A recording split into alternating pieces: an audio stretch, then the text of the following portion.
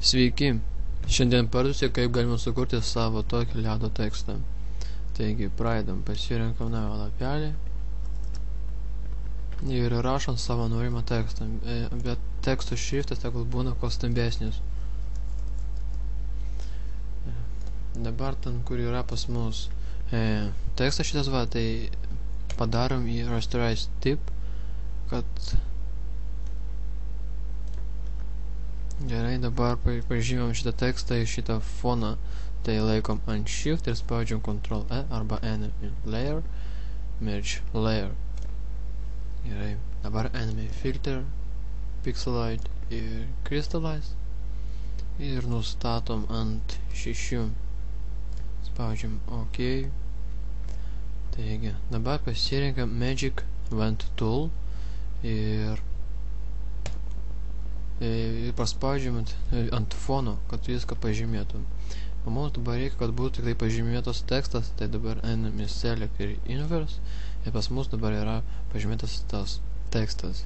Taigi dabar einam į Filter, Noise, Edge, Noise ir nustatom ant 70%, taigi ir reikia, kad būtų pažymėtas ant Monochromatics šitas paukštelis ir nustatom ant Uniform ir spaudžiam OK.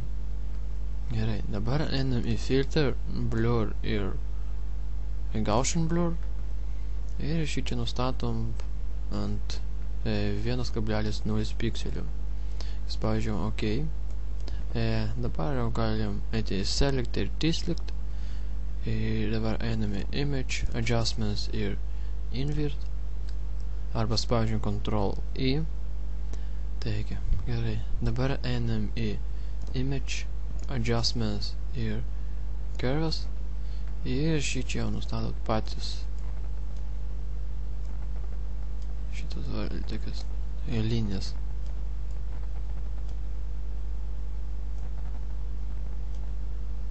Tai spaudžiam OK. Dabar einam į Image, Rotate Canvas ir 90 laipsnių nustatom.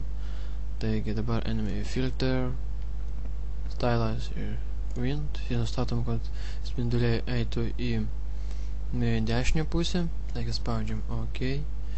Einame į Edit, atsiprašau, Image, Rotate Canvas ir keičiam normalą poziciją šitą mūsų tekstą. Taigi, dabar einame į Image, Adjustment ir Colorize, atsiprašau, Hue Saturated ir šičia pažymėm Colorize ir nustatom ant mėlynos spalvos.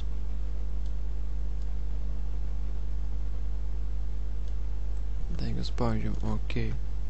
Ir dabar galime į Image, Adjustments ir pasirenkam kontrastą.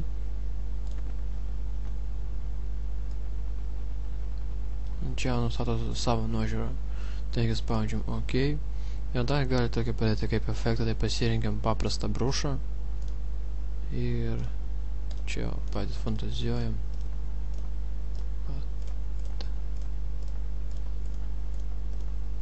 Taigi, ačiū už dėmesį.